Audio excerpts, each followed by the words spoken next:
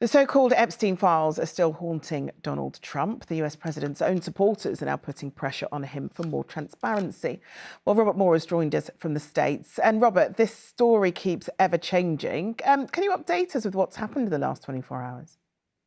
Well, you used the word haunting there, Charlene, and that's exactly the right word, I think, because the sort of ghost of Jeffrey Epstein continues to sort of hang over both parties in some ways, but particularly the Trump White House. And the development today is that the Deputy Attorney General is down in Tallahassee in Florida to do a kind of bizarre kind of prison interview with Ghislaine Maxwell, the former girlfriend of the now deceased financier Jeffrey Epstein. She was charged and convicted for 20 years on sex trafficking offenses. So she's behind bars.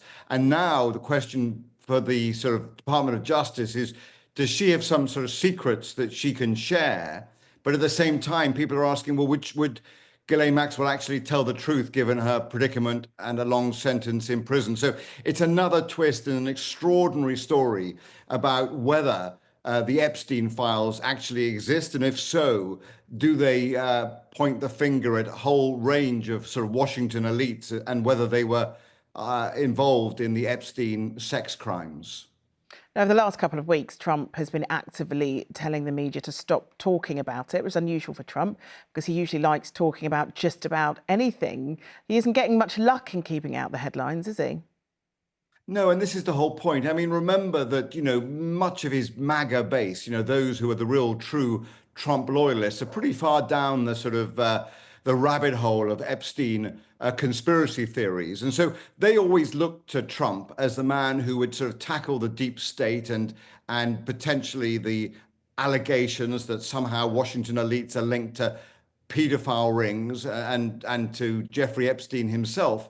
And then suddenly they became suspicious and really distressed that actually these files, which Trump had promised to release, are not being so. So it then raised the question, well, is there some link that we don't know about between Donald Trump and Jeffrey Epstein? And that's why Democrats and indeed some Republicans are making this kind of unholy alliance and worrying about whether there is some dark secret in the Epstein files that links it directly to Donald Trump. In other words, put it this way, Charlene, Donald Trump always sort of pretended that he was against the deep state, but now some of his supporters are wondering, is he the deep state? Is he the man who's covering up some of America's darkest secrets?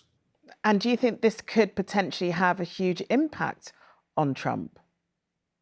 I think it is the first serious sort of rupture between Donald Trump and some of his most loyal supporters who would normally go to the end of the world to defend Donald Trump. But for these supporters, they are now asking the question about whether there is this secret that links Epstein and Donald Trump.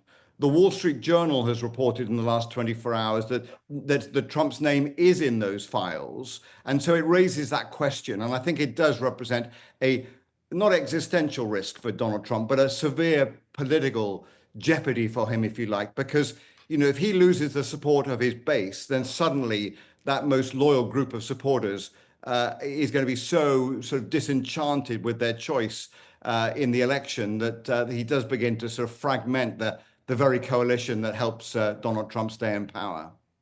Now, you've covered Trump for some time. You covered his first term in Washington for his first time round, and you're covering it again.